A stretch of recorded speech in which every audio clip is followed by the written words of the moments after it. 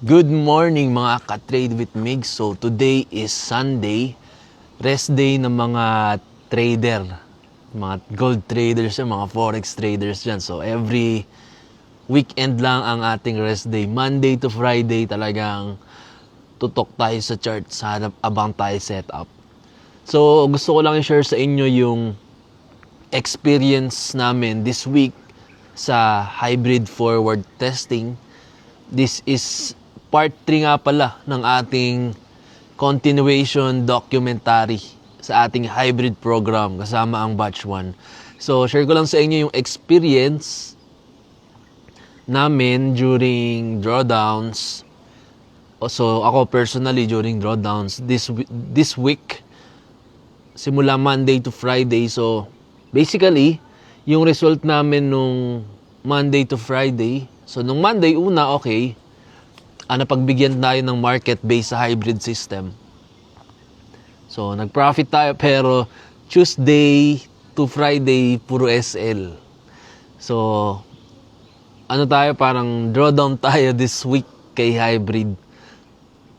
So, during those day, may na-realize lang ako na itong hybrid program is hindi talaga siya guaranteed nakikita ka. So, may disclaimer naman ako sa mga nag-join sa batch 1 before sila mag-join. May disclaimer ako na itong program na to ay forward testing phase pa lang. Kasi na-discover ko lang tong strategy nung April, 3rd week of the month. So, nakapag-backtest lang ako ng few data. 3rd week to 4th week. So, overall, nung April, naka 6,000 pips siya na positive gains. Then, trinay ko lang uli siya i-forward test nung 3rd week of May. 3rd week of May. So, naka 6,000 pips uli siya. So, nag-try uli kami ng another set. Ito, nagsama na ako ng batch 1 for live testing nga. So, yung first week niya, hindi okay. Hindi ko alam kasi siguro kapag first week of the month, walang edge si hybrid due to NFP week. So, maraming manipulation. Hindi nagko-continue yung trend. Kasi yung hybrid strategy kasi, nakabase siya sa trend continuation ng market sa gold. So, this week, yung mga take natin ng hybrid setup, hindi siya nag-trend. For example, nag-sell ako, hindi siya kumukontinue sa downtrend. So, nag-pullback muna siya bago bumaba, ganyan. So, yun yung realization ko this week sa strategy ni hybrid. So, hindi ko alam, matatry ko siguro uli sa July, first week of July, kung same ng result yan. Pero, overall naman, gino-journal natin yan kung anong week yung mas magandang edge, may mas magandang edge si hybrid. Kasi based sa backtest ko, tsaka forward test, on previous data,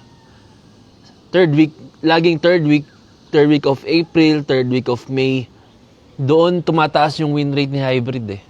Parang doon siya nakagain ng 6,000 pips every 3rd week onwards. So, pag first week, ngayon ko lang na experience na puro drawdown siya.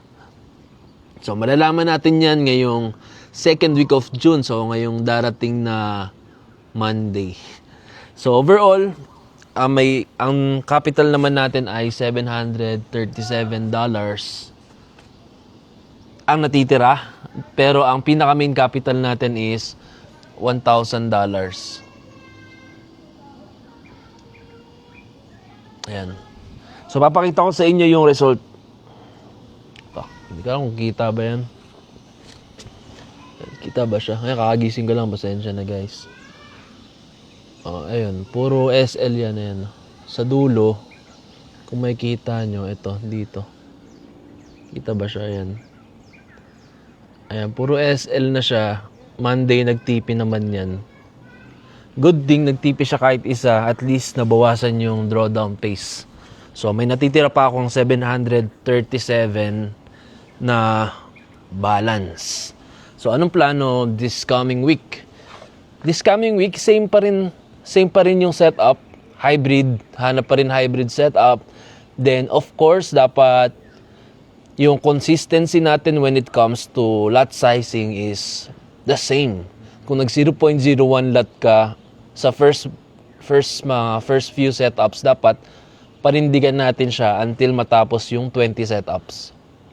Kasi itong program na to, naka-base siya sa 20 setups. So, hindi natin masasabi na talo na tayo, panalo na tayo, hanggat hindi natatapos yung 20 setups. So, just to inform you guys, sa mga nakasubaybay sa hybrid program, naka 8 setups na kami. So, meron na lang 12 na natitira bago magka-desisyonan kung talo ba kami this month or panalo ba kami this month or this first batch. So, malalaman natin yan. Alright, so yun lang tingin ko. Overall, okay pa naman. I think okay pa naman siya. Hindi naman ganun kalala yung drawdown for me kasi $1,000 naman yung capital ko. At ang nirecommend ko naman sa first batch, mag-open sila ng 500 to 1,000 minimum. Para, kasi yun yung parang naano ko kapag drawdown. Personally ako kapag drawdown, kunwari naka 1,000 ako, hindi naapektuhan yung mental health ko or psychology ko na mag-iba ng lot size, maapektuhan kapag daming SL. So kapag 1,000 kasi yung balance ko, tas 0.01 lang, makikita ko lang na ay maliit lang yung drawdown. So may effect din siya. So kayo, kung nagtitest din kayo ng mga strategy, kung nagpo-forward test kayo, wag nyo sa i-try ng $100 to $100. Kailangan at least siguro, for me based lang sa experience ko, based sa strategy na tinetest ko, 1,000 is the best. $1,000. Kung di mo siya afford, try mo mag-send account siguro, tas para for the sake na ma-forward test mo lang siya, para naka-live account ka, para kasi iba rin yung effect nun. So, yun lang guys, and siguro subaybayan nyo na lang yung mga next video ko. Mag-upload na lang ako every end of the week kung kamusta yung hybrid program. Siguro by next week, Sunday, mag-upload tayo uli ng ating continuation ng documentary ng hybrid program. So, magsisend na lang tayo ng final result in video kung kumita ba tong 63 kami lahat 63 members. So, yun lang guys, and enjoy the weekend, and kita-kits tayo sa Monday. Hataw na naman tayo sa market. So, yun lang. Bye-bye.